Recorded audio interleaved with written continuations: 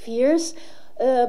Higit sa fears, malakas ang pag-asa ko sa ngayon sa bisa ng substitute bill, sa bisa ng hindi talaga ito binibitawan ng mga advocates ng pag-iwas sa teenage pregnancy para sa ating mga adolescents. And speaking of political will, edi sino pa po ang pinaka nag-exercise ng political will at leadership dito sa Senado? Walang iba kundi kay SP. So katulad nung lubos na appreciation ko sa pagbibigay niya ng espasyo sa pagtatalakay nitong mga isyung bumalot sa Senate Bill 1979, yung appreciation ko na nagpasok siya ng mga amendments sa naging substitute bill, umaasa ako sa kanyang liderato na patuloy buksan ang espasyo para sa legislative process, no? Normal na legislative process sa Senate Bill 1979 na sana, bagamat na normal na legislative process, wag po namin kalimutan,